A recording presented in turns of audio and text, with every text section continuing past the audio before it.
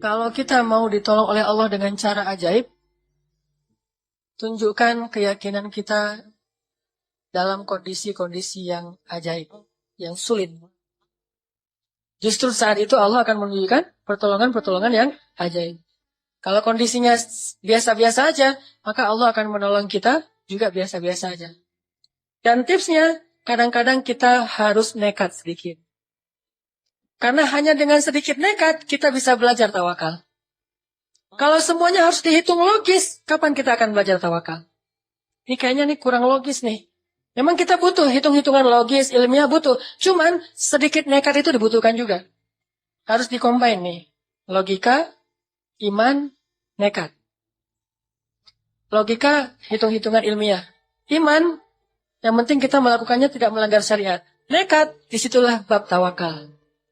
Kalau udah sesuai dengan hitungan-hitungan ilmiah, kemudian juga kita tidak melanggar hukum Allah, sedikit berspekulasi, dalam bahasa lain adalah nekat, di situ kita akan ngerasain the power of kepepet. Itu baru dapat power of kepepet. Dengan kita sedikit nekat, kita akan tahu, oh saya mah nggak bisa ngandelin siapa-siapa kalau gini. Cuma bisa ngandelin Allah Subhanahu Wa Taala. Begitu kita sekali berhasil mengandalkan Allah dan pasti berhasil, maka kita akan semakin yakin untuk terus mengandalkan Allah next. Dalam next kasus, next time, kita pasti akan lebih yakin untuk ngandelin Allah. Makanya, saya hampir bisa dibilang agak nggak terlalu gampang galau kalau urusan pemeliharaan Allah. Nggak punya duit, nggak galau sama sekali. Saya pernah cerita juga, di Kairo kalau lagi nggak punya duit, makanya minum air putih sama kurma yang udah berjamur gitu. Kurma yang udah agak-agak, udah lama gitu, udah lebih dari setahun udah berjamur, kan udah keras, ditaruh di air, direndam, kalau udah agak lembut baru dimakan. Tapi kalau lagi ada duit tadi, sehari 3 kali di restoran. Nggak punya manajemen, baru ada manajemen pas udah nikah. Cie. Jadi, ini yang saya bilang the power of doa. Doa itu luar biasa, bisa benar-benar bisa break the impossible. Sampai saya berada di Bandung ini juga impossible. Dulu bagi saya Bandung itu kota yang nggak mungkin saya akan tinggal di sana. Saya awal-awal datang ke Bandung, belum punya kerjaan sama sekali. Saya berdiri di sebuah tower. Saya naik ke sebuah tower di kota Bandung, terus saya bicara sendiri. Saya butuh waktu 5 tahun ya Allah, ingin bisa menjadi seseorang yang bermanfaat di kota ini. Kenapa saya naik ke tower? Bukan karena lebih dekat ke Allah. Karena kalau mau lebih dekat ke Allah, jangan naik ke tower. Sujud serendah-rendahnya. Makin rendah, makin dekat. Saya naik ke tower tuh cuma pengen menikmati kota Bandung. Melihat kota Bandung, wah Masya Allah, saya 5 tahun lagi nih, harus menjadi seseorang yang bermanfaat di kota Bandung ini. Alhamdulillah setelah 5 tahun, Allah kasih kemudahan-kemudahan yang luar biasa. Dan hampir bisa dibilang, saya datang ke Bandung juga nggak punya modal sama sekali. The power of kepepet. Di situ belajar tawakal pada Allah. Ya Allah, saya ini datang ke sini karena ingin beramal soleh, karena saya ingin lebih taat kepadamu, saya ingin berdakwah. Tapi saya nggak mau jadi guru tetap, Allah. Masih ada requestnya juga. Allah, saya kalau bisa jangan jadi guru tetap ya. Saya orangnya karena susah diatur, senangnya loncat sana loncat sini. Jadi kalau bisa yang bebas-bebas aja ya Allah. Gitu. Akhirnya diundang, alhamdulillah ngajar. Yang dulu saya pernah cerita, saya disuruh ngajar ceramah. Saya ceramah nggak bisa. Bisanya cuma teriak-teriak doang. Alhamdulillah bisa ngaji, tapi kalau ceramah nggak bisa. Awal-awal ceramah kebalik. Allah Sallallahu Alaihi Wasallam. Rasulullah Subhanahu Wa Taala. Kebalik. Saking semangatnya gitu. Rasulullah Subhanahu Wa Taala. Allah teh Sallallahu Alaihi Wasallam. Jamaah bingung. Ini Ustaz dari Kairo Sallallahu Alaihi Wasallam kebalik. Terus bingung lagi nih gaya siapa kalau mau ceramah. Gaya Agim aja lah. Halo? Betul tidak? Gitu-gitu. Waktu itu kan saya belum Sunda sama sekali. Baru datang dari Aceh tiba-tiba ngomong bahasa Sunda kan patah-patah banget tuh.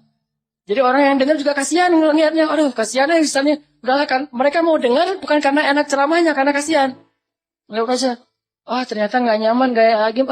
Saya ganti Zainuddin Amjad. Assalamualaikum. Nggak dapat juga.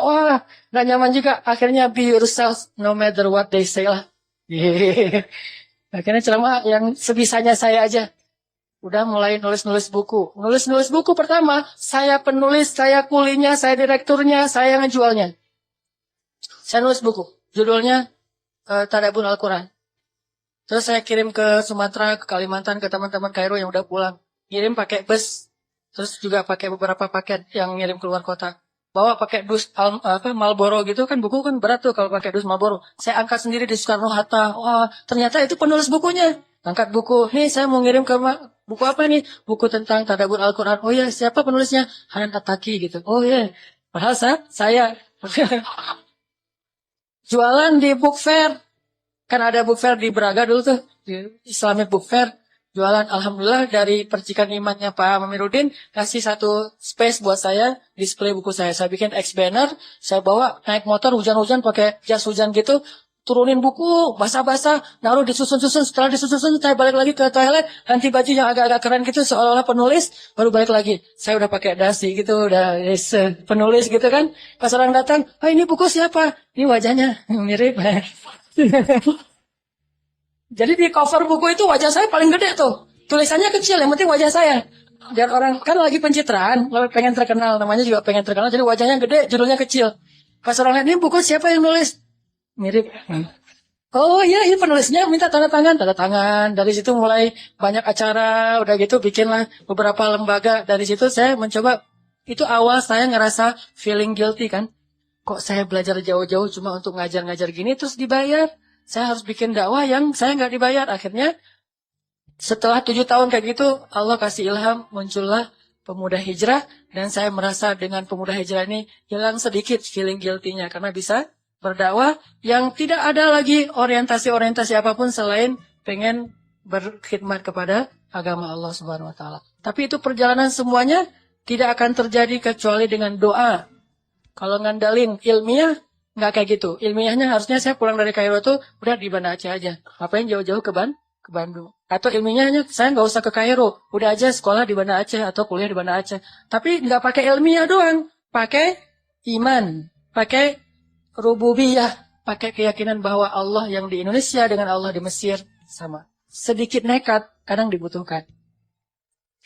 Jadi kalau kalian mau melihat keajaiban, jangan cuma ngelihat Instagramnya, datang ke rumahnya. Lihat Instagram 1, ngepoin lagi Instagram kedua, sampai 10 Instagram dikepoin, tapi nggak ngelamar-lamar. Itu nggak ada keajaiban.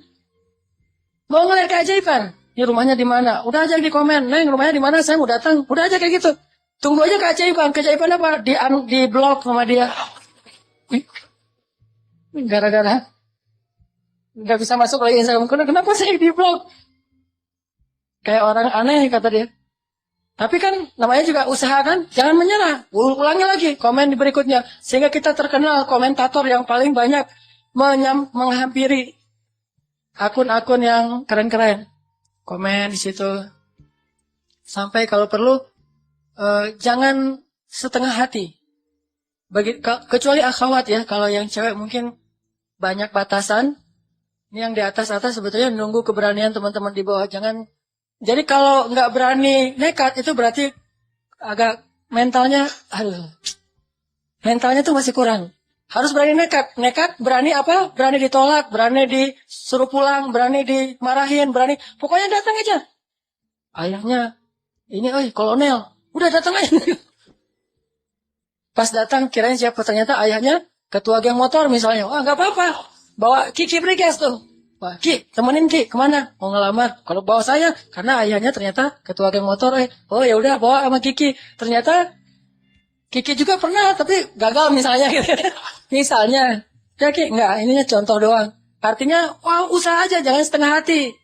Jadi baru disebut nekat itu kalau udah ngelakuin sesuatu bukan nekat, tapi cuma doa doang. Ya Allah, saya berharap bisa nikah tahun ini, tapi nggak nekat-nekat. Coba tunjukin dulu, karena nekat jadi tawakal.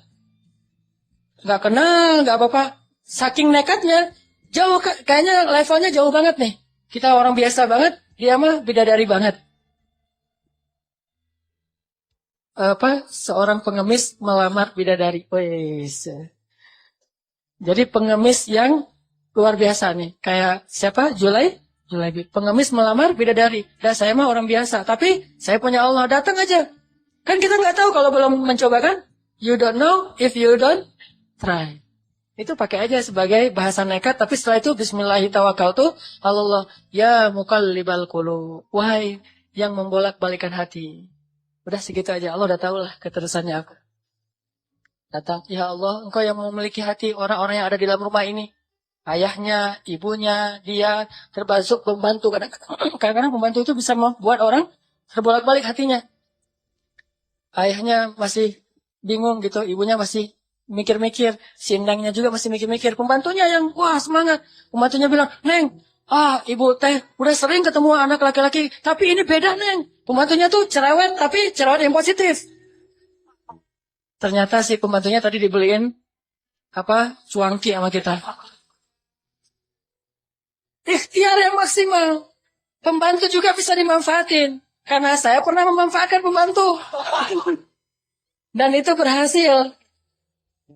Ikhtiarnya yang maksimal. Kita nggak akan tahu kalau kita belum mencoba. Doa, terus ikhtiar. Ikhtiarnya tadi, bawa cuangki, bawa nasi pecel, kasih ke pembantu. Bu, dari mana? Saya dari Surabaya. Oh, saya bawain rawon buat ibu, gitu. Bawain rawon. Masya Allah, ini anak baik banget. Dia akan bisa mempengaruhi keputusan yang ada di dalam rumah itu. Keputusan paling penting bisa dipengaruhi oleh suara seorang pembantu rumah tangga. Gara-gara sebungkus rawon. Itu ikhtiar dulu. Jangan udah belum apa-apa, saya mah kayaknya enggak ini. Laksanakan aja dulu. Ikhtiar kerja juga gitu, harus sedikit nekat. Karena dulu saya pernah bisnis beberapa usaha kecil-kecilan, bukan bisnis, usaha. Bisnis mah kayak gaya, usaha lah. Usaha kecil-kecilan, bikin kayak cabang-cabang kios pulsa gitu. Itu berawal juga dengan kenekatan. Pokoknya saya mau bikin itu aja, jual beli mobil second juga dengan kenekatan. Properti kecil-kecilan cuma beli satu, benerin, terus jual lagi. Semuanya lewat nekat, tapi tawakal sama Allah. Yang penting jangan bikin Allah kecewa. Itu aja. Kalau kita nggak bikin Allah kecewa, kita masih tetap bisa ngandelin Allah. Begitu kita ngecewain Allah, nggak bisa ngandelin apapun. Kalau kita mengandalkan Allah, maka Allah akan menggunakan segalanya untuk kebaikan kita. Kalau kita nggak bisa mengandalkan Allah, maka kita kehilangan segalanya. Sehingga ulama bilang, siapa yang mendapatkan Allah, dia mendapatkan segalanya. Siapa yang kehilangan Allah, dia kehilangan segalanya. Minta sama Allah. Wa idza salaka ibadi anni fa inni qarib. Allah itu dekat sama hambanya. Ujibu da'watad da'i idza da'an. Aku mengijabah setiap permintaan orang-orang yang meminta kepadaku. Minta sama Allah. Ini semangat, motivasi untuk berdoa dan berikhtiar dengan bumbu sedikit nekat. Baru kita akan melihat keajaiban. Banyak sekali dari pengalaman hidup saya itu, nekat memang bikin keajaiban. Tapi dengan tawakal. Baru kita mengerti arti tawakal kalau kita udah agak sedikit nekat. Terus tips yang kedua, dari pengalaman hidup yang mungkin jadi sharing juga buat teman-teman. Biar doa itu diijabah oleh Allah. Ini penting banget nih. Jangan pernah makan atau minum sesuatu yang Allah haramkan. Itu mutlak. Gimanapun kita teriak-teriak di depan pintu Ka'bah, kalau di dalam darah dan daging kita ini tumbuh atau mengalir makanan dan minuman yang Allah nggak ridhoi, suara kita itu mute. Mute. Gak kedengaran. Di telepon, kita telepon Allah, tapi teleponnya di silent. Gak kedengaran. Kenapa gak kedengaran? Soalnya kita pakai opsi silent tadi. Dan opsi silent itu gara-gara kita makan makanan yang haram atau syubhat. Jangan pernah menggadaikan doa-doa teman-teman dengan harta yang haram walaupun berlimpah. Jangan pernah menggadaikan. Karena kalau kita sudah sampai membuang kesempatan diijabah doa, kita nggak bisa ngapa-ngapain lagi walaupun kita punya dunia dan seisinya. Nih kalau pilihan ya. Ada pekerjaan tapi syubhat atau haram. Cuman resikonya Allah nggak mengijabah lagi doa kita. Atau kita nggak mengambil pekerjaan itu, cuman nggak dapat keuntungan besar. Tapi Allah mengijabah doa-doa kita. Kalau saya sangat yakin gak perlu istikharah akan memilih, yang penting Allah mengijabah doa saya. Urusan yang lain terserah. Kalau Allah mengijabah doa saya, mau coba. Mau apa aja. Minta sama Allah pemilik segalanya. Tabarakalladzi biyadihil mulk. Di tangan Allah segala kerajaan. Jadi jangan sampai Allah yang kita hilangkan. Jangan sampai kita kehilangan tali dengan Allah Subhanahu wa taala. Yang salah satu penghilang tali hubungan dengan Allah itu makanan dan minuman yang haram. Makanya Nabi pernah mengisahkan ada seorang laki-laki Yahudi melakukan perjalanan. Di tengah jalan dia ngelihat ada orang yang lagi makan babi guling. Barbecue. Harum gitu. Tapi makanannya babi. Laki-laki Yahudi tadi nyamperin. Terus bilang, boleh nggak saya minta satu potong ikan itu? Kata laki-laki Yahudi. Boleh nggak saya minta? A'tini hadas samak. Beri saya sepotong dari ikan ini. Kata orang-orang, kamu kan penampilannya kayaknya orang Yahudi ya? Ya. Bukankah orang Yahudi itu dilarang makan babi? Emang. Terus kenapa kamu minta makanan ini? Kata dia, yang minta babi siapa? Kan saya minta ikan. Kata orang Yahudi. Tapi nunjuknya ke arah babi. Itu namanya hilah. Mencari-cari celah untuk mengubah hukum yang haram menjadi halal. Salah satunya dengan mengganti nama. Makanya Nabi bilang di dalam hadis, ada juga di Riyadhus Shalihin, janganlah kalian menamai khamr dengan karom. Karom itu mulia artinya, namanya keren. Jadi khamr itu tetap khamr, jangan dikasih nama yang keren-keren. Harganya 2 juta. Dari Itali. Keren lagi namanya tuh. Terus packagingnya bagus banget. Jangan kata Allah, kata Nabi. Kenapa? Karena itu akan mengubah sesuatu yang haram menjadi sesuatu yang disukai, diminati, bangga orang dengannya. Sehingga dilarang menamakan sesuatu yang haram dengan nama yang baik. Begitu juga mengubah namanya menjadi nama seolah-olah dia halal. Orang Yahudi ini ngasih nama babi dengan kalimat samak, ikan. A'tini hadas samak. Beri saya ikan ini. Kata orang-orang, ini kan nggak boleh untuk kamu orang Yahudi. Emang saya minta babi, saya kan minta ikan. Tapi nunjuknya ke arah babi. Akhirnya nggak mau berdebat, dikasihlah sepotong makanan babi.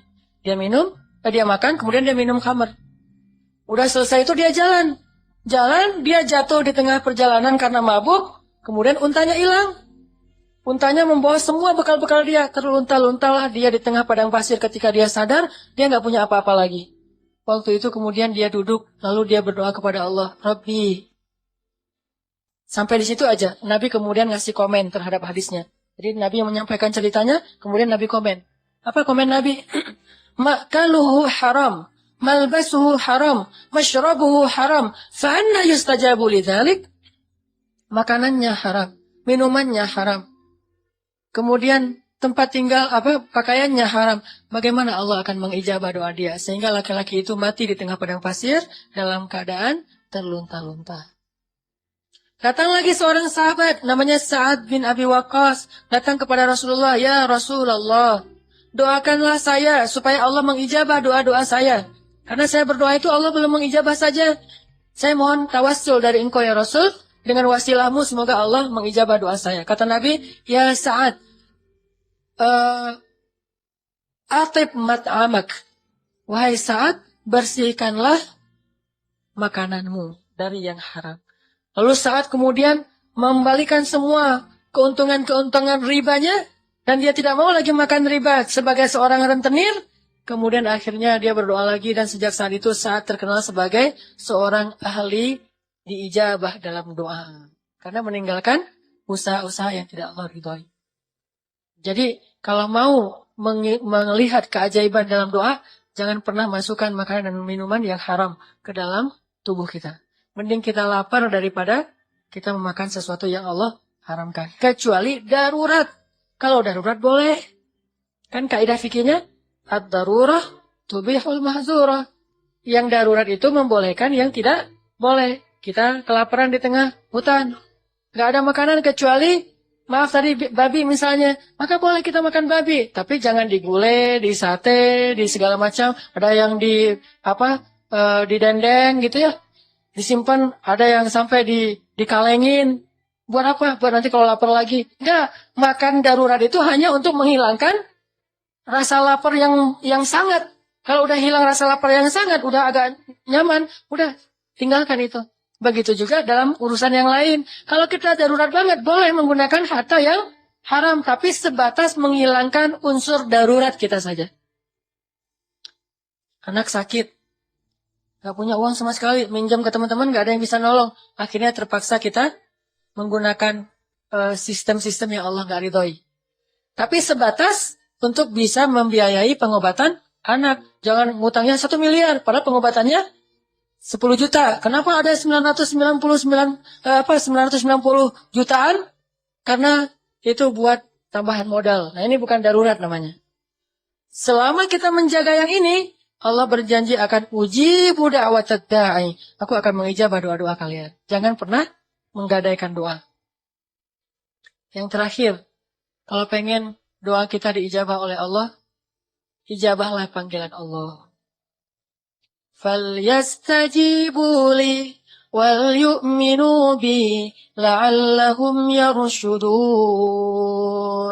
Penuhilah panggilan Allah dan berimanlah kepada Allah supaya kalian mendapat petunjuk. Jadi kalau kita mengijabah panggilan Allah, Allah mengijabah panggilan kita. Begitu Allah bilang, Allahu Akbar, Allahu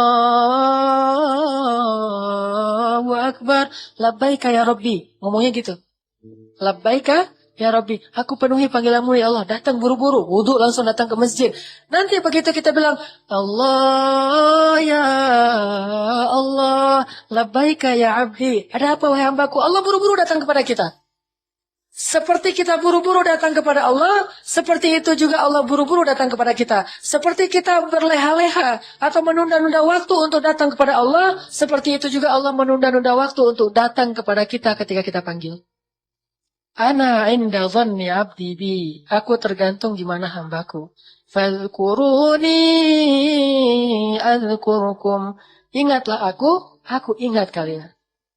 Jadi jangan salahin Allah kalau doa kita belum diijabah juga. Mungkin kita ketika Allah panggil juga nggak gitu-gitu amat.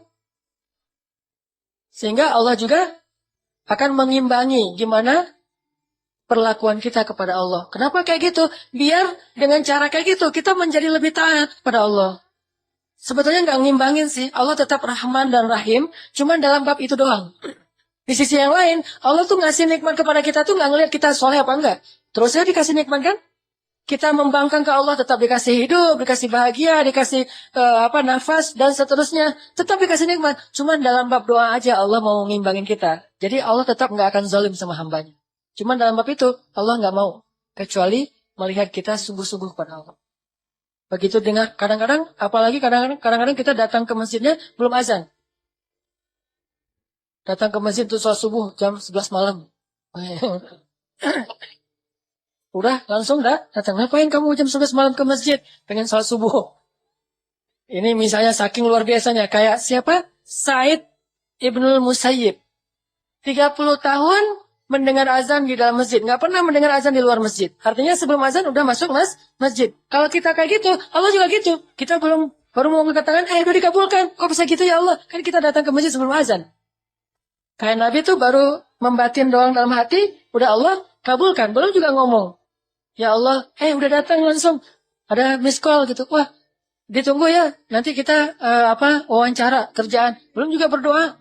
Udah wawancara kerjaan. Belum juga ketemu ceweknya, tapi ceweknya yang nyamperin duluan.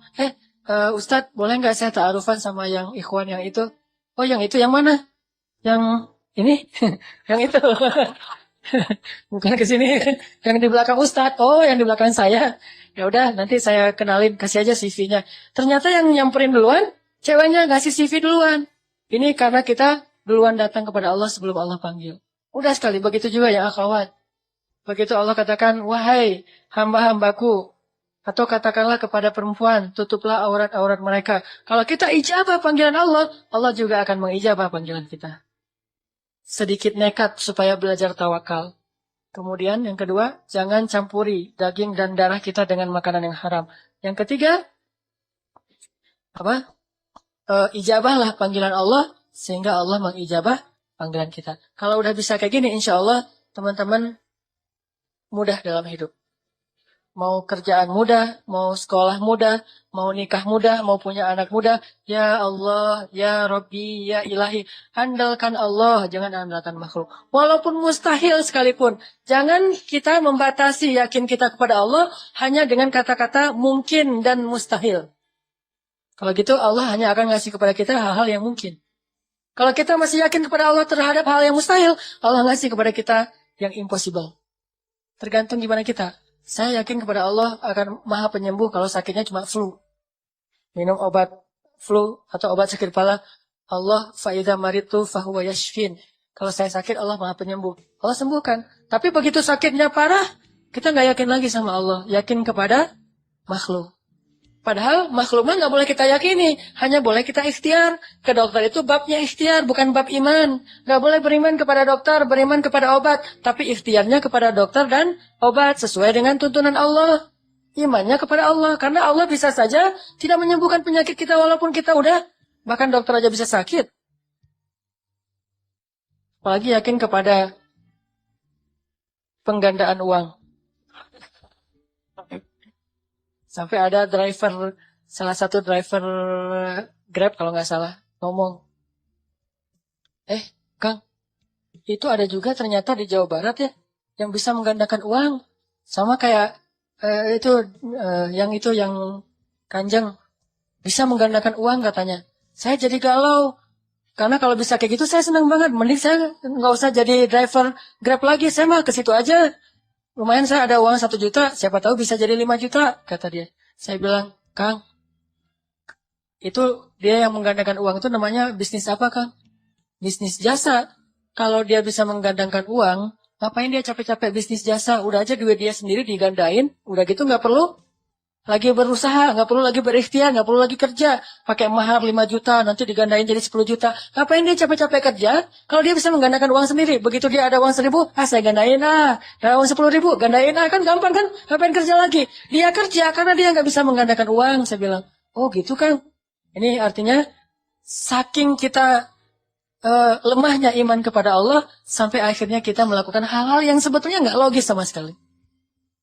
Kalau kita yakin Allah bisa menggandakan uang, kayak kita yakin kepada sosok yang bisa menggandakan uang di dunia, harusnya kita datang ke Allah lebih sering. Ya, kenapa ada orang yang sangat terpelajar, educated, sampai dokter, terpengaruh juga dengan isu-isu kayak gini. Dia bawa berapa puluh miliar supaya digandain. Akhirnya nggak balik sama sekali, kecuali sedikit. Kenapa kita nggak datang kepada Allah? Allah, saya pengen digandain nih duitnya. Saya kasih deh untuk Palestina 1 juta.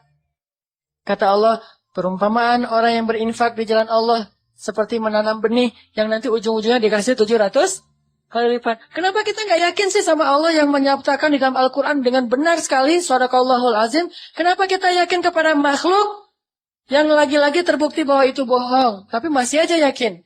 Udah di TV lagi rame-ramenya bahwa itu bohong. Kita ada juga di Jawa Barat tuh. Saya pengen datang sana. Udah jelas di TV itu bohong, tapi ini mau didatengin gitu. Kenapa Allah yang maha benar kita nggak datengin? Ini kan agak-agak unik. Berarti kita belum benar-benar beriman kepada Allah. Walaupun kita selalu bilang, Shadaqallahul Azim. Kita bilang gitu. Apa artinya? Maha benar Allah. Tuh kan? Berarti kita nggak paham maknanya. Maha benar Allah dengan segala firman-Nya. Shadaqallah, maha benar Allah Al-Azim, yang maha agung. Maha benar Allah yang maha agung. Tapi berhubung sari tilawah sudah kayak gitu dari sejak dulu. Maha benar Allah dengan segala firman-Nya. Udah kita ikutin aja dulu. Semuanya pada amin. Udah aja gitu. Saking gak memaknai lagi. Ini apa sih maksud dari kalimat? Bahkan kita meyakini bahwa Shadaqallahul Azim itu bagian dari membaca Al-Quran. Seolah-olah kalau kita gak baca Shadaqallah setelah baca Al-Quran itu dosa. Kok kamu tutup Al-Quran gak Shadaqallah? Gitu kan? Shadaqallah dulu dong. Shadaqallah itu bukan bacaan Al-Quran. Shadaqallah itu kalimat iman. Kalimat tasdik. Bahwa kita membenarkan apa yang kita baca. Jadi inti dari Shadaqallah itu benar banget nih.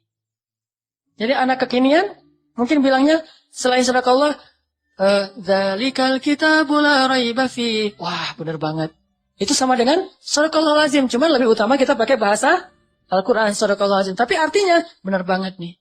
Allah bilang, ya ayyuhalladzina amanu la ta'kulur riba. Wah, benar banget. Ya ayyuhalladzina amanu hal adullukum ala tijarah. Benar banget. Itu artinya sadaqallahul azim. Banyak orang baca sadaqallahul azim tapi nggak percaya sama ayatnya. Ayatnya mengatakan perumpamaan orang-orang yang berinfak di jalan Allah itu seperti orang yang menanam benih yang kemudian tumbuh menjadi 700 kali lipat. Sadaqallahul azim. Lewat canceling. Disenyumin. Nggak dicelupin tuh. Koin. Kenapa disenyumin? Senyum kan sedekah. Jadi sedekah dia adalah senyum. Ini gara-gara nggak sadaqallahul azim dari hati. Cuma dengan lisan. Jadi kita harusnya bilang sadaqallah itu bukan cuma di akhir bacaan. Setiap ayat juga boleh bilang sadaqallahul azim. Dan nggak harus berirama. Nggak, waladdallin. Sadaqallah. Nggak harus gitu. Kalau orang Arab baca sadaqallahul azim mah, ulaika ala hudam min rabbihim wa ulaika humul muflihun. Sadaqallahul azim. Gitu. Itu kalimat pembenaran dari kita. Ini benar banget, ini benar banget. Akhirnya kita percaya. Apa yang Allah bilang benar banget, nggak ada yang salah. Rasulullah bilang, wa sadaqar rasul. Rasulullah benar. Sadaqallahu wa rasuluh. Benarlah Allah dan Rasulnya. Hadza ma wa'adana Allah. Ini yang dijanjikan Allah dan sadaqallahu wa rasuluh. Tapi kalau sadaqallah cuma ritual, begitu kita ikut musabaqah, lupa sadaqallah, nggak jadi juara. Soalnya lupa sadaqallah. Itu pengalaman di musabaqah. Sampai lebih parah lagi kalau kita di musabaqah saking nggak paham, kita pakai irama ngaji itu pakai irama musik orang Mesir. Namanya Ummu Kulsum. Itu kalau di Indonesia mirip seperti penyanyi pop Indonesia yang lagi ngehit. Misalnya sebutlah Agnes Monica. Agnes namanya? Agnes ya, Agnes Monica. Maaf ya, saya emang nggak pernah ngepoin yang gitu-gitu. Si Agnes Monica kan lagi ngehit tuh untuk cewek-cewek. Nah, Agnes Monica untuk Mesir namanya Ummu Kulsum, Umi Kasum. Saya ngaji nih di Indonesia. Gitu ya. Oh kok bagus ngajinya Hanan. Ya ini pakai iramanya Umi Kalsum. Karena saya nggak tahu kalau Umi Kalsum itu iramanya lagu-lagu pop biasa. Ya Habibi. Saya nyanyiin di dalam masjid. Artinya, wahai kekasihku. Tapi nyanyinya di dalam masjid. Ifrah ya albi. Berbahagialah wahai kekasihku.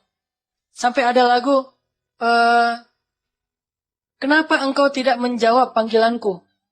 Aku nggak punya pulsa. Gitu kan ya dulu ya. Itu saya nyanyikan ketika musabaqah di dalam masjid. Seolah-olah itu irama. Jadi kalau Ifrah ya albi. Ya ayyuhalladzi. Wah cocok nih. Ya habibi. Wa'alamu. Cocok nih kayaknya dibawa dari irama musik ke irama Al-Quran. Saya yakin banget dulu waktu musabaqah di Indonesia. Begitu saya ke Mesir, yang pertama saya cari adalah kaset Ummu Kulsum. Ini saya harus cari kaset originalnya. Dulu kan kaset. Teman-teman gak tahu kaset ya? Maaf ya. Beda generasi. Nah sekarang gak tahu kaset. Kaset itu sejenis CD, tapi yang masih ada pitanya gitu. Gak ada zaman sekarang. Maaf, baru lahir. Dan saya udah tua. Saya cari kaset originalnya Ummu Kulsum. Cari itu di toko buku Islam.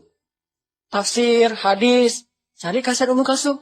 Saya tanya ke si yang penjualnya, Mang, ada kaset Ummu Kulsum gak, Mang? Mang manggilnya. Terus orang Mesir, kaset siapa? Ummu Kulsum. Maksud kamu Ummu Kulsum anaknya Nabi? Enggak, kaset yang ya gitu-gitu saya nyanyi. Dia heran. Orang Mesir heran ya. Saya kan orangnya agak-agak polos gak jelas gitu ya. Terus dia heran, ngapain kamu cari kaset itu di sini? Ini kan toko buku Islam. Nah itu kan muslimah, emang muslimah. Terus kamu ngapain mau dengar lagu-lagu itu? Pengen belajar Al-Quran. Makin heran dia, belajar Al-Quran dengerin itu. Apa hubungannya ya? Dia jadi asa-asa ternyambung gitu kan? Kamu belajar Al-Quran pakai Ummu Kulsum, hubungannya apa ya kata dia? Ada aqua. Terus saya bilang, lah kan irama-irama Ummu Kulsum tuh bagus dipakai ngaji. Langsung dia bilang, ma'azallah. Ma'azallah itu kalau bahasa kita mah, a'udzubillah. Dia langsung heran. Auzubillah minasyaitonirrajim, kata dia. Kenapa kamu bilang saya syaitonirrajim? Ya akhi, kata dia.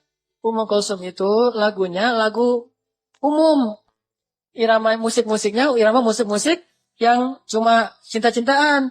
Ini bukan urusan fikih ya, tetapi itu bukan bacaan Al-Quran. Jadi kamu jangan belajar dari musik itu. Kalau musik mah musik aja. Tapi jangan dipakai musik untuk baca Al-Quran. Oh gitu ya, saya baru ngerti. Astagfirullahaladzim, a'udzubillahi minasyaitonirrajim dong kalau gitu ya. Gara-gara saya salah paham. Saking kita nggak menghayati apa yang kita baca. Akhirnya kita bawa-bawa Al-Quran, dicampur adukan. Padahal Al-Quran, Al-Quran aja. Musik-musik aja, main-main aja. Sehingga kalau kita campur adukan, kalau di anak skate itu mirip-mirip dengan istilah why I don't skate. Dia bukan anak skate, tapi pakai baju tracer misalnya ya. Bukan anak skate, tapi pakai DC gitu. Kena deh saya sendiri. Bukan anak skate, tapi pakai baju DC. Bukan anak pantai, misalnya pakai rip curl. Tapi rip curlnya yang paling gede tuh. Kalau perlu yang kelihatan dari jauh itu cuma rip curl. Orangnya nggak kelihatan. Saking pengen diakui sebagai anak pantai, anak Quicksilver, anak apa, kalau skate mah mungkin anak DC, atau kalau anak basket sebutlah mungkin Nike gitu-gitu. Karena dia memaksakan ini, kalau ternyata bukan kayak gini cara belajar Al-Quran. Baru saya kemudian belajar Al-Qurannya dengan tadabbur, dengan hati. Ternyata baca Al-Quran yang paling tepat itu dengan hati, bukan dengan irama. Irama gimana pun suara kita bagus, kalau nggak dari hati, nggak kena. Tapi kalau suara dari hati, walaupun suara kita agak-agak parah, insya Allah kena. Karena orang nggak jadi kena di hati orang insya Allah ya. Jadi Shadaqallahul Azim itu membenarkan. Kita sering bilang Shadaqallahul Azim, tapi ayatnya kita nggak beriman, sehingga kita nggak mengamalkan, nggak berdoa dengan ayat itu. Berarti Shadaqallahul Azim kita cuma di lisan saja. Yakin, saya yakin insya Allah, kalaupun nggak dibilang 100%, tapi saya sangat yakin yang membuat saya sampai tidak perlu galau lagi. Kalau ada masalah, saya bisa bilang ke Allah. Sebagaimana kata Umar, wahai diriku, kalau kamu punya masalah jangan bilang ya Allah saya punya masalah besar, tapi bilang wahai masalah saya punya Allah yang maha besar. Serahkan kepada Allah. La tahzan, innallaha ma'ana. Ya Allah pengen nikah, ya Allah pengen rezeki, ya Allah pengen kerjaan, ya Allah pengen anak, ya Allah pengen apapun yang kebaikan-kebaikan, ya Allah. Bukan yang lainnya. Kayak iklan TV kabel ya. Ya Allah, bukan yang lain. Mudah-mudahan bermanfaat. Telat ya. Oke, kita tutup dengan sama-sama berdoa kepada Allah. Malam ini kita mau doa apa? Mas, doa cincin? Ya udah, doa cincin ya. Doa menyematkan cincin dan mengatakan akad dengan lancar. Jangan pakai baca teks. Dan saya selalu menitipkan kepada teman-teman, jangan melupakan doa untuk saudara-saudara kita di Palestina, di Suriah, karena kita nggak bisa nolong mereka banyak. Setidaknya kita jangan juga udah nggak nolong, nggak doain pula. Plus yang pasti kita ngedoain bangsa kita Indonesia. Mudah-mudahan dianugerahkan kepada kita pemimpin-pemimpin yang beriman, yang soleh, dan juga diberikan kemakmuran kepada bangsa Indonesia, supaya orang-orang yang sakit mampu berobat, orang-orang yang miskin bisa menyekolahkan anak-anak mereka. Allah berikan kepada kita pemimpin yang adil, rakyat yang sabar. Mudah-mudahan Allah berikan baldatun thayyibatun wa rabbun ghafur. A'udzu billahi minasyaitonir rajim. Bismillahirrahmanirrahim. Alhamdulillahi Rabbil Alamin. Ar-Rahmanir Rahim. مالك يوم الدين إياك نعبد وإياك نستعين إياك نعبد وإياك نستعين إياك نعبد وإياك نستعين إياك نعبد وإياك نستعين اهدنا الصراط المستقيم صراط الذين أنعمت عليهم غير المغضوب عليهم ولا الضالين اهدنا الصراط المستقيم اهدنا الصراط المستقيم صراط الذين أنعمت عليهم من النبيين والصديقين والشهداء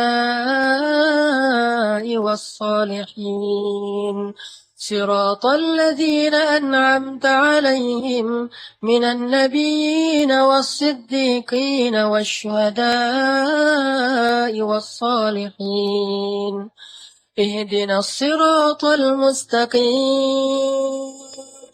يا هادي اهدنا الصراط المستقيم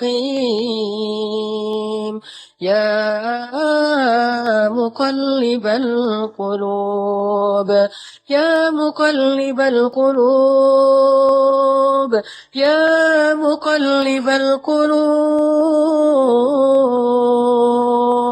يا مقلب القلوب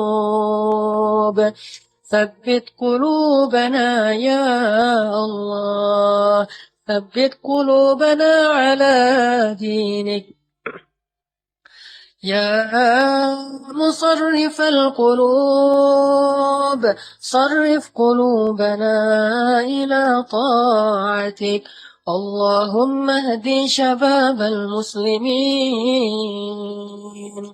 اللهم اهد شباب إندونيسيا اللهم اهد شباب إندونيسيا اللهم اجعلهم من الصالحين اللهم اغفر لهم ذنوبهم وتقبل منهم توبتهم يا غفار يا غفار يا تواب تب علينا يا تواب تب علينا توبة نصوحا Ya Allah ya Arhamar Rahimin,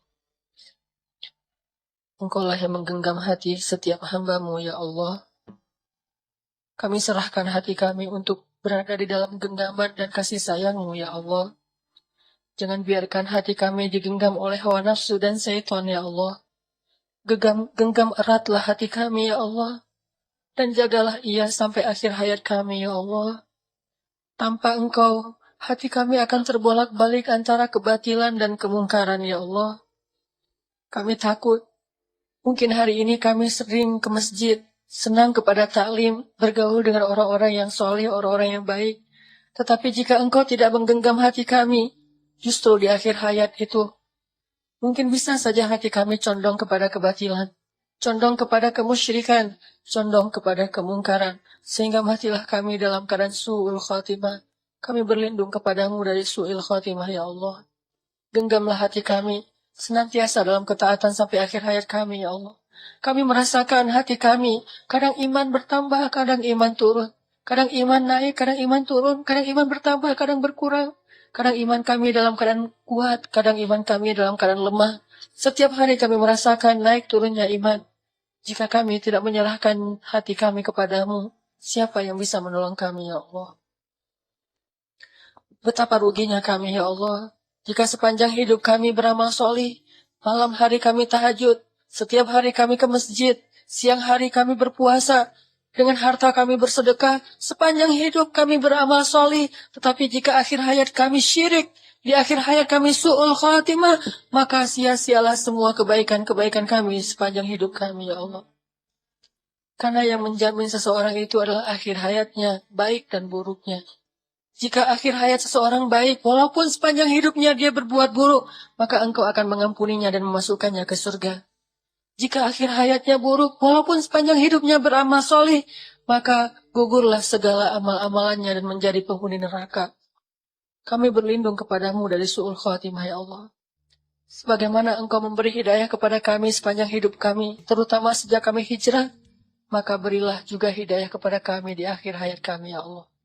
Jadikanlah sebaik-baik hari kami adalah hari ketika bertemu denganmu ya Allah. Dan jadikanlah sebaik-baik amal kami adalah amalan yang terakhir ya Allah. Ya Arhamar Rahimin, berilah petunjukmu kepada pemuda-pemuda Indonesia. Berilah petunjukmu kepada pemuda-pemuda Indonesia. Berilah petunjukmu kepada pemuda-pemuda Bandung. Jadikanlah anak-anak muda Indonesia, terutama anak-anak muda Bandung sebagai ashabul kahfi. Anak-anak muda yang yakin kepadamu ya Allah. Anak-anak muda yang berserah diri kepadamu ya Allah. Halalkan hubungan mereka ya Allah. Pertemukan mereka dengan bidadari-bidadari mereka ya Allah. Pertemukan pemudi-pemudi kami dengan imam-imam mereka yang solih ya Allah. Sehingga hidup mereka penuh dengan keberkahan darimu ya Allah. Ya Arhamar Rahimin, menangkanlah Islam di atas pundak anak-anak muda yang beriman ya Allah. Wariskanlah bumi ini kepada hamba-hambamu yang beriman. Janganlah engkau timpakan musibah kepada kami, di mana bumi terwariskan kepada orang-orang yang kufur kepadamu ya Allah. Ya Arhamar Rahimin, anugerahkanlah di antara anak-anak muda yang pada malam ini ikut taklim dimanapun mereka berada. Anak-anak muda yang rajin ke masjid, anugerahkanlah. Jadikanlah mereka sebagai pemimpin-pemimpin Indonesia di masa yang akan datang ya Allah. Jadikanlah mereka sebagai pengayom-pengayom umat di masa yang akan datang ya Allah. Jadikanlah mereka sebagai pembela-pembela kaum muslimin di masa yang akan datang ya Allah. Jauhkanlah mereka dari sifat munafik yang justru menyerang dan menghujat kaum muslimin dan agamanya. Ya Arhamar Rahimin, tutuplah aurat perempuan-perempuan muslimin. Jagalah mereka dengan rasa malu dan jagalah kehormatan mereka dengan agamamu. Ya Arhamar Rahimin, beri kepada kami pasangan dan keturunan yang menyejukkan hati kami. Beri kepada kami pasangan dan keturunan yang membuat kami bahagia di dunia dan di akhirat. Ya Arhamar Rahimin, sampaikan salam kami kepada Rasulullah. Tidaklah kami duduk di dalam masjid seperti ini, kecuali karena kami tahu itu semuanya dari ajaran Rasulullah SAW. Setiap orang yang beriman di muka bumi ini berhutang kebaikan yang sangat besar kepada Rasulullah SAW. Tidaklah iman kami ketahui, tidaklah kami mengenal Islam kecuali itu hasil jerih payah dan perjuangan Rasulullah. Kami berhijrah karena kami membaca tentang kisah Rasulullah. Kami masuk Islam, kami menjadi seorang Muslim karena ajaran Rasulullah. Rasulullah yang paling banyak berjasa bagi kami melebihi jasa seorang ayah dan ibu. Titipkan salam rindu kami kepada Rasulullah ya Allah. Sekarang beliau ada di sisimu. Titipkan salam kami kepada beliau. Katakanlah kepada beliau bahwa kami rindu Rasulullah. Seandainya hari ini Rasulullah ada di tengah-tengah kami, mungkin nasib kaum muslimin tidak akan dicela, dihina, ataupun ditindas seperti hari ini ya Allah. Tapi ini ujian untuk kami sekaligus untuk mempersatukan barisan kaum muslimin. Titip salam kami kepada Rasulullah. Mungkin banyak dari kami yang belum sempat untuk berziarah ke makam beliau. Setidaknya kami selalu datang ke rumah yang beliau cintai, yaitu rumahmu ya Allah. Titip salam kami kepada beliau.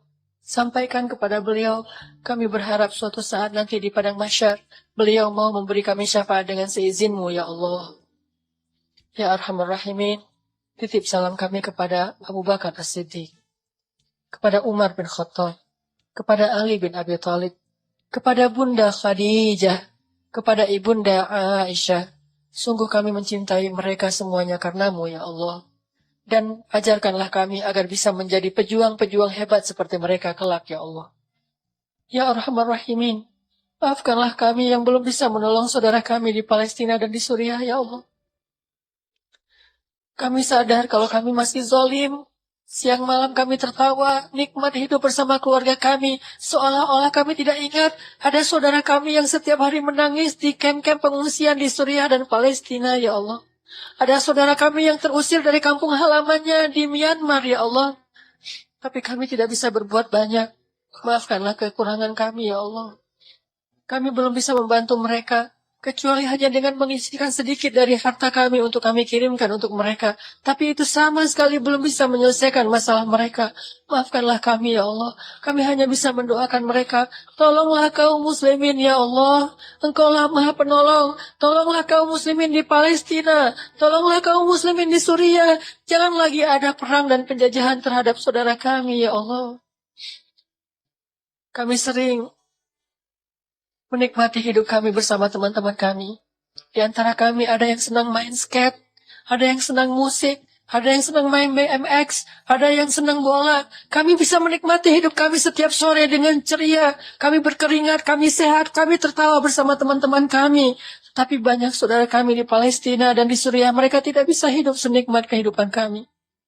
Seandainya mereka melihat bagaimana kami tertawa bersama teman-teman kami, sedangkan mereka menitikan air mata, apa yang akan mereka katakan tentang kami di hadapan-Mu kelak, ya Allah? Kami yakin banyak anak-anak muda di Palestina yang juga ingin menikmati masa mudanya dengan olahraga, dengan hal-hal yang positif seperti yang kami lakukan bersama teman-teman kami. Tapi Engkau memberikan mereka kehidupan yang mungkin lebih spesial daripada kehidupan kami. Maka tolonglah mereka, ya Allah. Jangan lagi ada setetes darah pun dari darah kaum muslimin yang tumpah dan ditumpahkan oleh orang-orang yang zalim, ya Allah. Ya Arhamar Rahimin. Tolonglah dakwah kami, ya Allah. Makmurkan masjid-masjid di seluruh Indonesia, terutama di Bandung dengan anak-anak muda, ya Allah. Jadikanlah kami semua yang hadir di masjid ini malam ini, ya Allah, sebagai da'i, pembawa bendera agamamu, yang akan berdakwah di lingkungan kami masing-masing, ya Allah, yang akan meramaikan masjid kami masing-masing, ya Allah, sehingga bukan hanya masjid TSB yang penuh dengan anak muda, tapi semua masjid di Indonesia penuh dengan anak-anak muda yang cinta kepadamu, ya Allah. Itulah cita-cita kami, ya Allah. Itulah harapan kami. Itulah visi kami, ya Allah.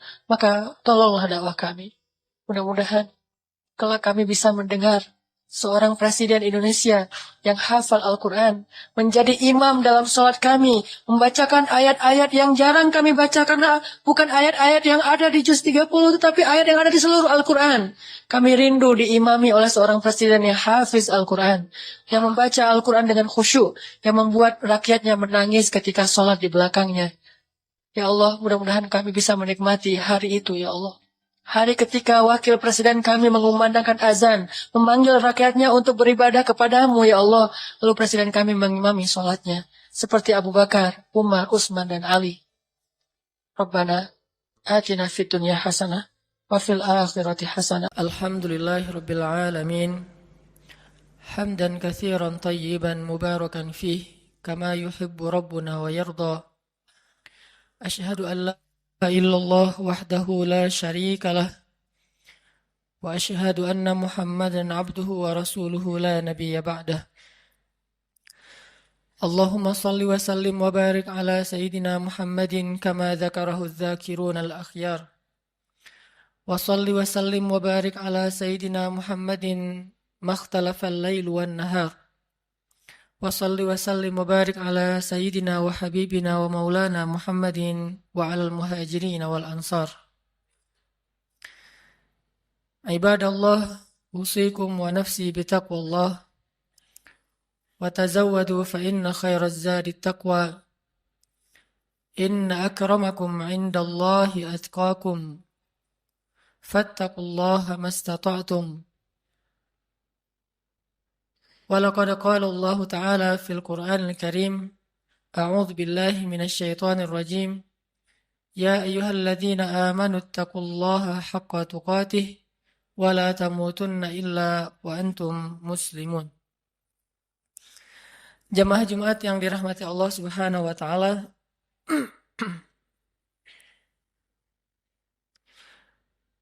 Dalam sebuah hadis yang diriwayatkan oleh Imam At-Tirmidzi, Rasulullah sallallahu alaihi wasallam pernah bersabda,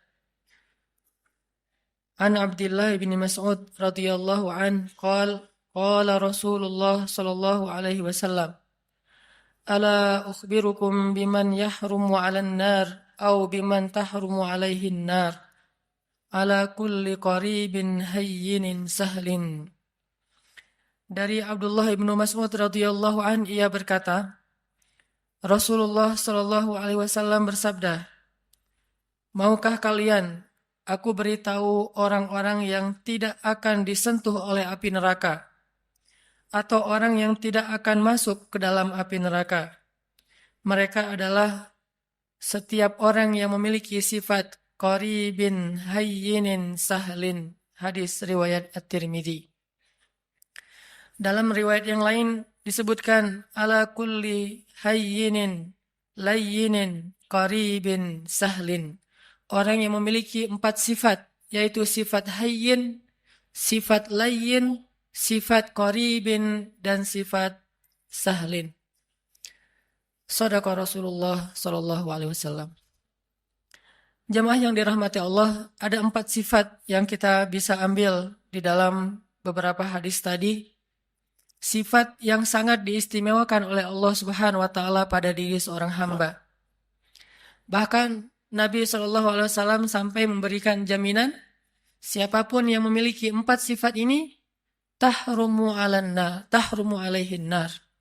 Api neraka tidak akan membakarnya, atau dia tidak akan mungkin masuk ke dalam api neraka. Sifat yang pertama adalah sifat hayyin. Kalau kita membaca di dalam Al-Quran, di antara ayat yang menjelaskan tentang sifat hayyin ini adalah surat Al-Furqan ayat 63. Allah Subhanahu wa taala berfirman, A'udzu billahi minasy syaithanir rajim. Bismillahirrahmanirrahim. Wa ibadur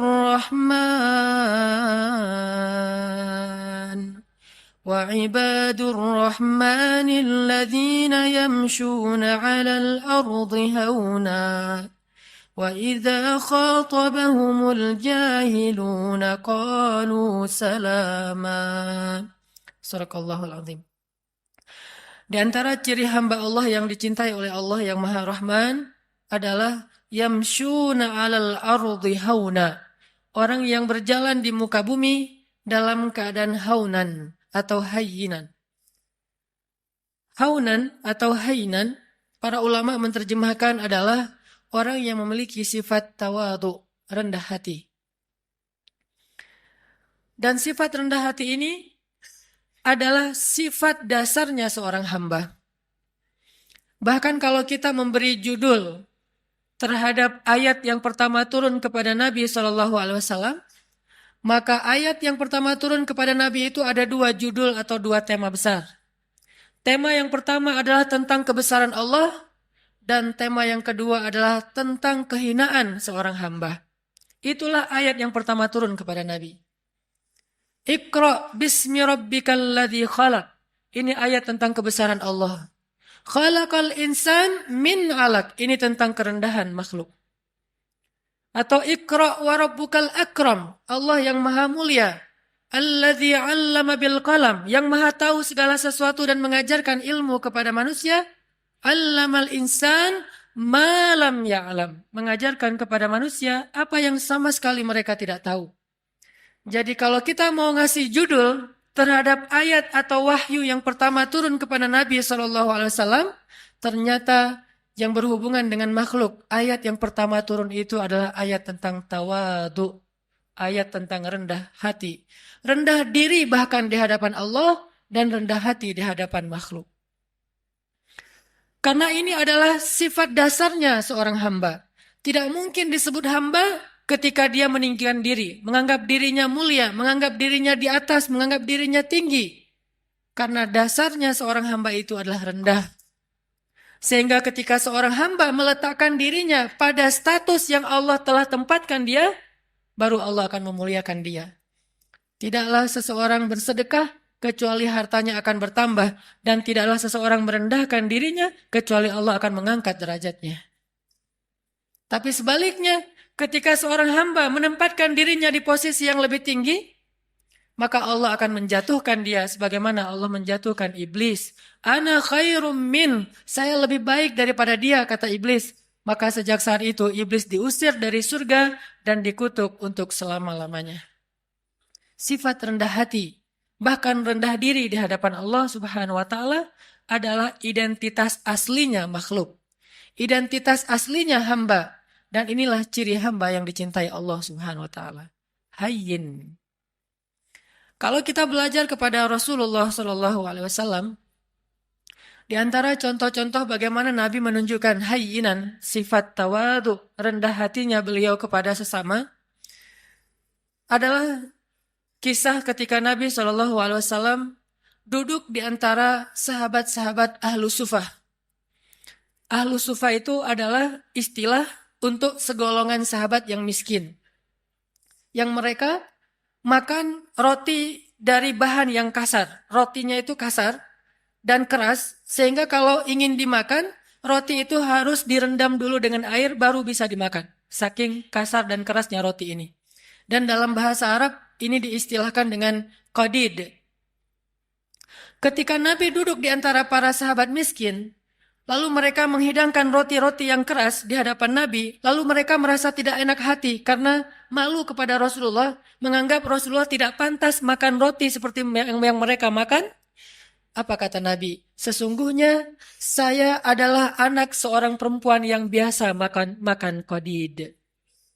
Sesungguhnya saya adalah anak seorang perempuan yang biasa makan qadid.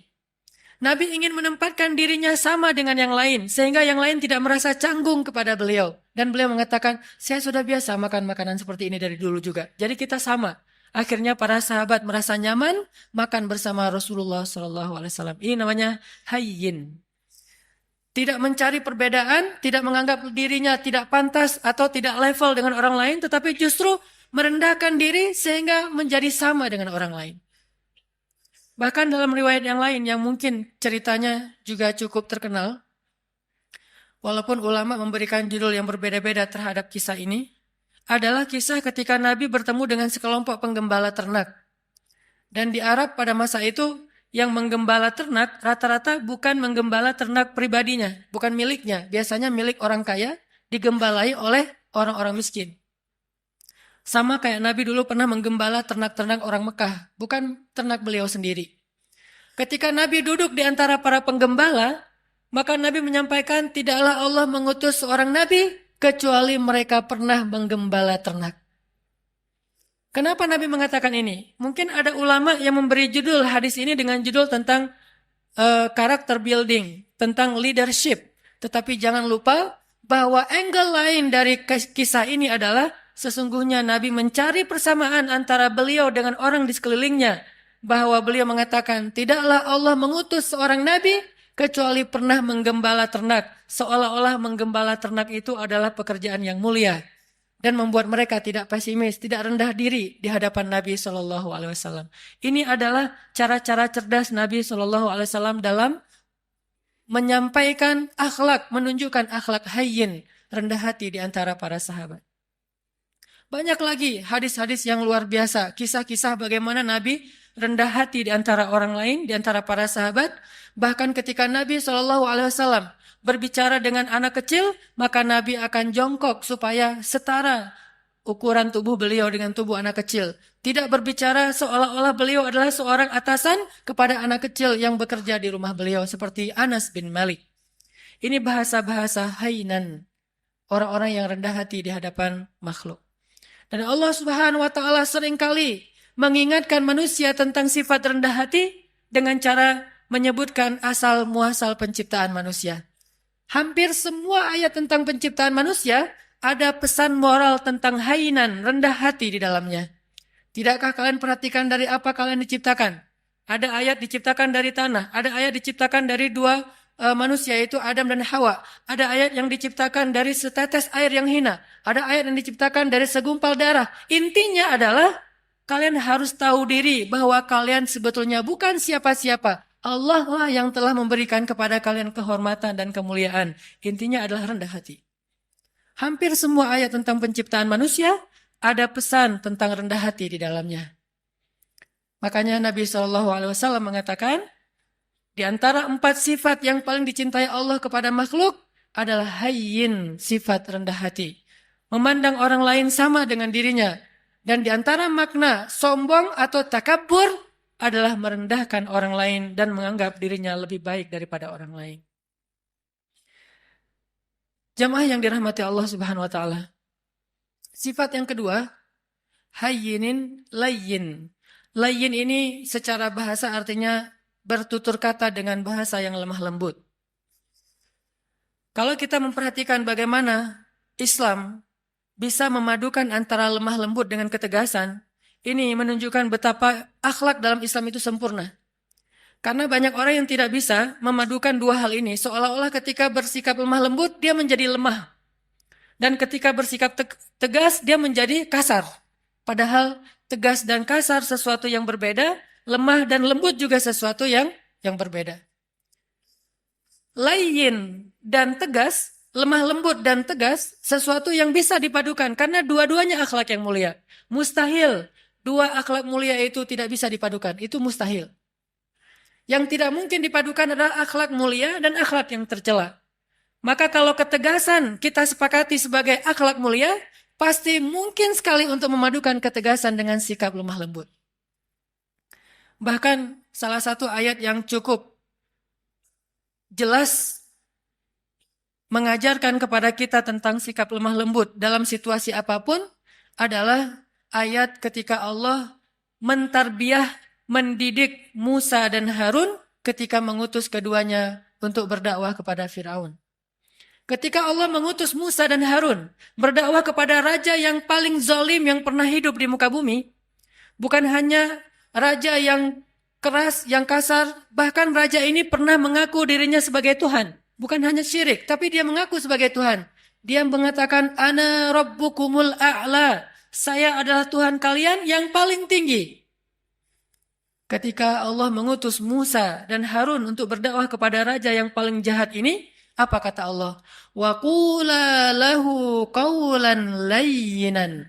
Dan ucapkanlah kepada dia ucapan yang lembut. Sebelum Musa disuruh untuk merevolusi Fir'aun, maka Musa diperintahkan lebih dulu untuk qula lahu qawlan layyinan. Kenapa Allah katakan demikian? Karena Allah tahu karakter hambanya yang bernama Musa. Kalau Harun mungkin agak tidak terlalu dikhawatirkan akan bersikap kasar. Karena Harun pada dasarnya punya sifat lemah lembut. Harun ini kalau di antara para sahabat mirip seperti Abu Bakar. Sedangkan Musa mirip seperti Umar. Memang terkenal dengan kerasnya terhadap kebatilan. Sehingga sebelum Musa bersikap keras atau tegas kepada Fir'aun, maka Allah memberi dia briefing. Memberi dia nasihat. Qula lahu qawlan layyinan. Katakanlah kalian berdua kepada dia ucapan yang lemah lembut. Dan perhatikan juga kisah Ibrahim ketika berdakwah kepada ayahnya. Begitu ayahnya marah-marah kepada Ibrahim, bahkan mengancam akan merajam Ibrahim, apa kata Ibrahim? Qala salamun alaik, sa'astaghfiru laka rabbi, innahu kana bi hafiyya. Kata Ibrahim, salam. Nggak apa-apa wahai ayah, aku akan minta ampun untukmu kepada Tuhanku. Sesungguhnya Tuhanku sangat baik kepadaku. Qawlan layyinan, sebelum kalimat-kalimat yang lain. Bahkan Nabi SAW bersabda, sesungguhnya Allah itu maha lembut dan mencintai kelembutan. Dan Allah akan memberikan kebaikan melalui jalan yang lembut yang tidak diberikan dengan cara-cara yang kasar. Maka muncullah salah satu kisah yang cukup fenomenal dalam kehidupan Nabi tentang sifat lemah lembut adalah adegan ketika ada seorang laki-laki Badui buang air kecil di dalam Masjid Nabawi. Ini masjid tersuci nomor 3 di dunia bagi kaum muslimin. Setelah Makkah, nomor 2 bahkan setelah Makkah, kemudian Nabawi, kemudian Masjidil Aqsa. Ada orang Badui, dan orang Badui ini dalam istilah Arab disebut A'rabi, orang yang tidak berpendidikan baik, orang yang belum paham Islam, bahkan belum masuk Islam. Dia ngelihat ada kayak tembok gitu, dia buang air kecil di situ. Lalu para sahabat berdiri ingin memarahi dia. Nabi mengatakan, tunggu, biarkan dia, jangan sakiti dia. Karena kalau dia ditahan atau dicegah, itu akan menyakiti dia, udah terlanjur. Maka biarkan dia, jangan sakiti dia. Setelah dia selesai dengan hajatnya, maka Nabi kemudian ingin mengambil air, tetapi para sahabat mendahului beliau dan membersihkan kotoran laki-laki tadi. Setelah selesai, Nabi memanggil dia, lalu mengajak dia berbicara baik-baik. Walaupun tidak disebutkan secara detail, apa yang Nabi ucapkan kepada laki-laki ini, tetapi kesimpulannya dengan kelembutan Nabi bertanya tentang siapa namanya, dari mana asalnya, lalu memberi nasihat ini tempat apa, kenapa tidak boleh buang air kecil di sini. Setelah Nabi menasihatinya baik-baik, akhirnya dia kemudian masuk Islam. Dan setelah dia masuk Islam, dia berdoa kepada Allah, ya Allah, rahmatilah saya dan juga Rasulullah SAW, yang lain jangan. Sampai dia berdoa seperti itu, rahmati saya dan Rasulullah saja, yang lain jangan. Karena dia sebel sama yang lain, sama Rasul dia cinta. Kemudian Nabi tersenyum dan mengatakan, kalau berdoa jangan berdoa seperti itu, doakanlah kebaikan buat semuanya. Baru dia katakan, ya Allah rahmati saya, rahmati Rasulullah, rahmati kami semuanya. Sikap lemah lembut. Termasuk juga ada seorang laki-laki di zaman Nabi yang seringkali merencanakan untuk membunuh Nabi SAW. Sampai suatu ketika dia berhasil ditangkap oleh para sahabat, dibawa ke Madinah. Sampai di Madinah, Nabi menyuruh sahabat untuk mengikat dia di salah satu tiang masjid. Jadi dulu masjid juga berfungsi sebagai penjara darurat. Dia diikat di tiang masjid. Setiap kali Nabi datang ke masjid, Nabi tersenyum kepada dia dan bertanya, bagaimana kabarmu? Awalnya dia marah. Udah tahu diikat, nanya kabar.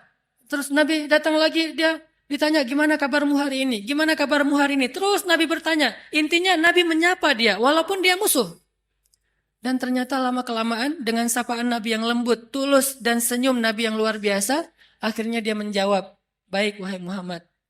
Bagaimana kabarmu? Baik wahai Muhammad. Lalu Nabi mengatakan, lepaskan ikatan dia. Setelah dilepaskan ikatannya, Nabi bertanya kepada dia, menurutmu apa yang harus kami lakukan kepadamu? Kata dia, kalau engkau mau lepaskan saya akan pulang ke kampung saya, akan saya ambil harta yang banyak, lalu saya berikan kepadamu tebusan terhadap diri saya. Dan peganglah janji saya. Maka Nabi mengatakan, tidak. Engkau tidak perlu menebus, engkau bebas. Dia mengatakan, saya bebas? Ya. Tapi kalau kamu ingin kembali ke negerimu, mandilah terlebih dahulu. Dia disuruh mandi. Setelah dia selesai mandi, dia diajarkan cara berwudu. Ternyata gara-gara keadaan suci itu Allah menurunkan hidayah ke dalam hatinya. Lalu dia masuk Islam. Setelah dia masuk Islam, dia ketemu dengan Rasulullah. Dia mengatakan, sungguh dulu engkau adalah orang yang paling saya benci. Maka sekarang engkau adalah orang yang paling saya cintai. Allah mengubah sesuatu dengan sifat lemah lembut yang tidak bisa diubah dengan sifat yang kasar dan keras. Lalu muncul lagi adegan, seorang laki-laki di zaman Nabi, Muslim, tapi dia suka minum.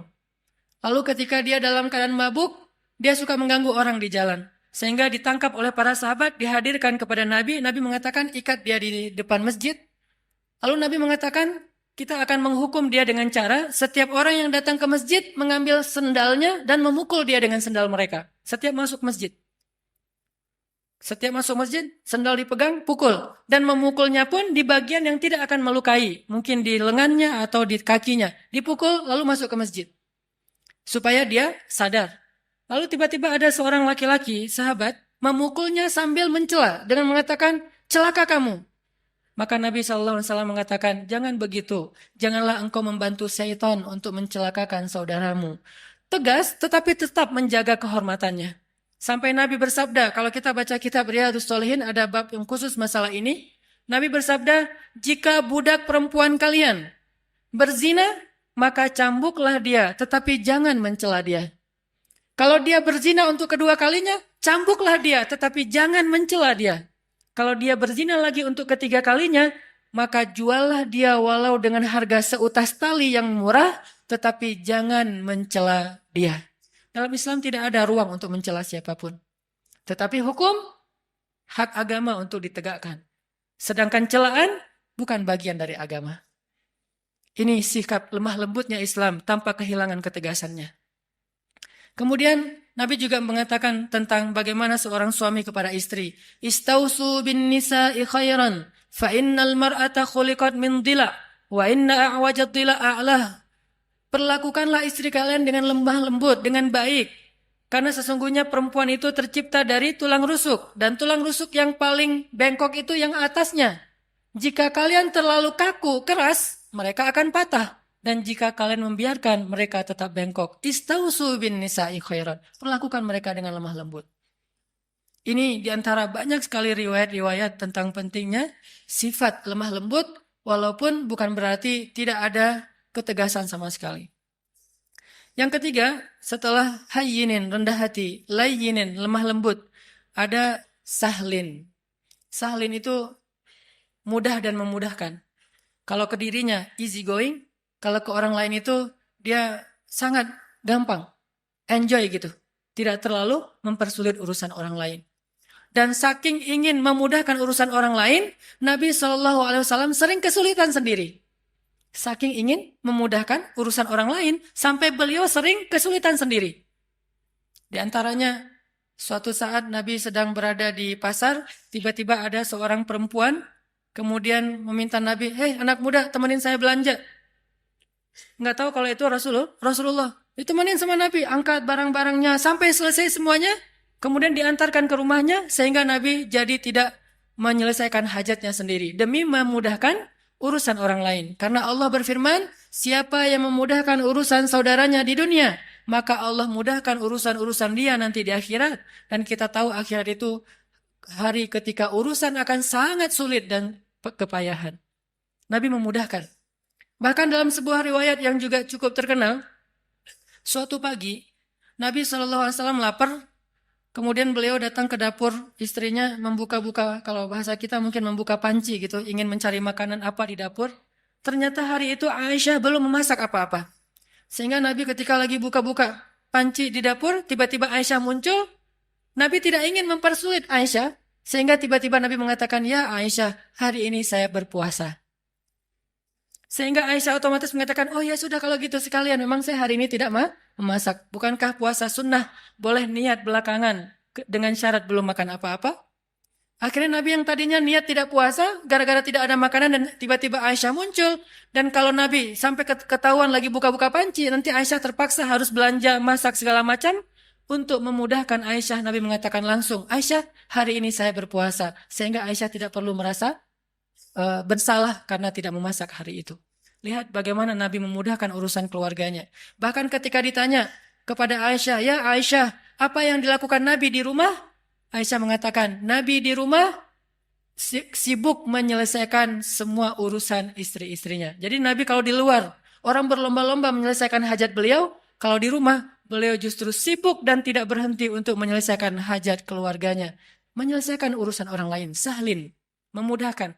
Dan Allah Subhanahu wa taala senang memudahkan urusan hamba. Yuridullahu bikumul yusra wala yuridu bikumul usra. Allah ingin memudahkan kalian dan tidak ingin mempersulit kalian. Lalu siapa kita yang ingin mempersulit urusan orang lain? Bahkan Allah saja ingin memudahkan urusan kita.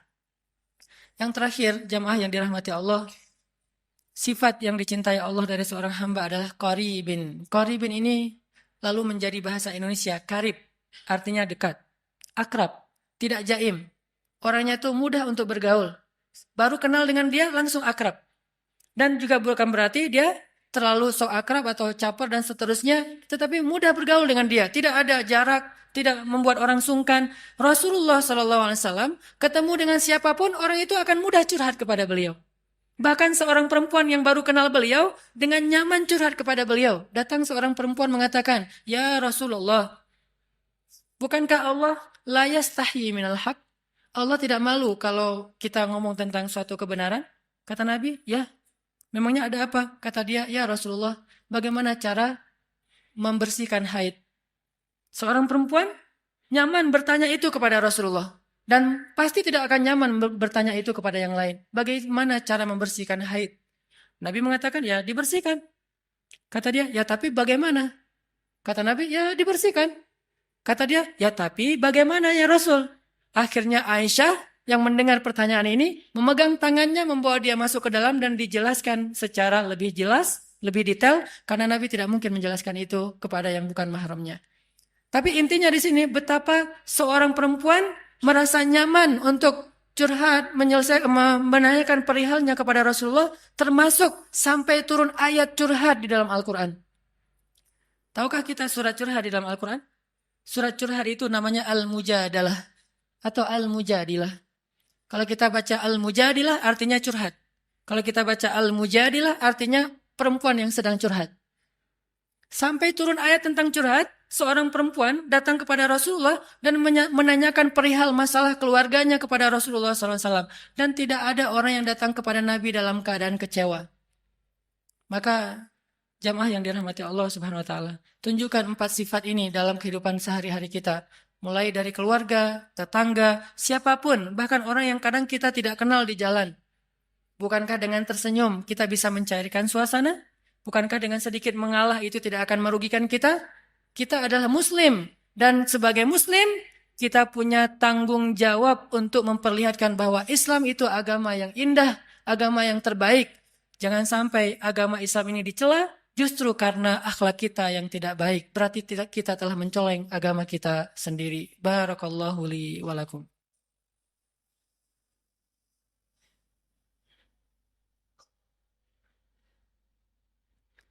Alhamdulillahirabbil alamin. Asyhadu an la ilaha illallah wa asyhadu anna Muhammadar Rasulullah.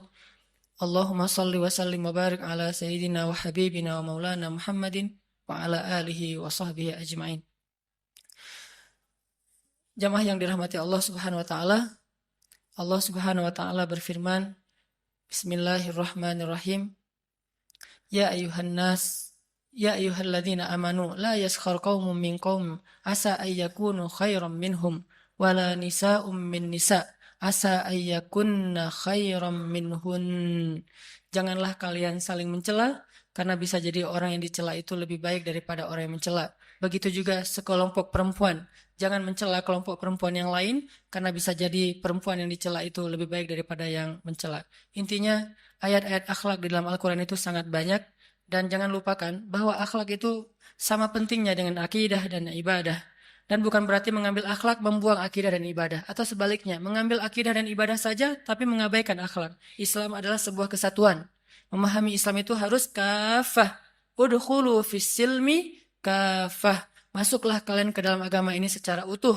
Utuh artinya tidak mengambil sebagian ayat dan membuang sebagian yang lain. Mengambil satu sunnah dan membuang sunnah yang lain. Mengambil satu syariat dan membuang syariat yang lain. Maka siapapun yang membeda-bedakan antara satu ayat dengan ayat yang lain, satu sunnah dengan sunnah yang lain, satu syariat dengan syariat yang lain, sungguh dia tidak beriman kepada Allah Subhanahu wa taala. Yukhadi'una Allah walladzina amanu wama yakhda'una illa anfusahum. Mudah-mudahan kita bisa mengamalkan ayat dan hadis-hadis tentang akhlak ini dalam kehidupan kita, dan Allah Subhanahu wa taala memberikan apa yang dijanjikan kepada kita, yaitu terhindar dari api neraka. Terakhir, marilah kita sama-sama berdoa, dan saya selalu berharap kaum muslimin di seluruh dunia, hari Jumat adalah yaumud du'a, hari diijabahnya doa. Maka bantulah saudara-saudara kita di Suriah, di Palestina, di Rohingya, di seluruh dunia, termasuk mungkin yang di Indonesia seperti di Aceh dan di seluruh Indonesia. Bantulah mereka dengan doa. Mudah-mudahan doa-doa kita akan meringankan urusan-urusan mereka dan akan mendatangkan pertolongan Allah Subhanahu wa taala kepada mereka. Bismillahirrahmanirrahim. Allahumma ighfir lana walil muslimin. Allahumma ighfir lana waliwalidayna warhamhuma kama rabbayana sighara. Allahumma inna nas'aluka al-huda wat-tuqa wal-'afafa wal-ghina. Allahumma a'inna ala dhikrika wa syukrika wa husni ibadatik. Rabbana آتنا من لدنك رحمة وهيئ لنا من أمرنا رشدا واجعل لنا من كل ضيق مخرجا ومن كل هم فرجا ومن كل عسر يسرا. اللهم انصر الإسلام والمسلمين. اللهم انصر المسلمين في فلسطين. اللهم انصر المسلمين في سوريا. اللهم انصر المسلمين في العراق. اللهم انصر المسلمين المستضعفين المظلومين في رهينيا. اللهم انصر دعوتنا يا الله. اللهم اشف صدور المسلمين يا الله. اللهم اجعل بلدنا هذا إندونيسيا بلدا آمنا، بلدا آمنا، بلدا آمنا، وارزق أهله من الثمرات من آمن منهم يا رزاق. ربنا هب لنا من أزواجنا وذرياتنا قرة أعين واجعلنا للمتقين إماما. Ya Allah, ya Arhamar Rahimin, ampunkanlah dosa-dosa kami ya Allah, maafkanlah kesalahan kami ya Allah. Ya Arhamar Rahimin, anugerahkanlah kepada bangsa kami ini pemimpin-pemimpin yang taat kepadamu dan adil kepada manusia.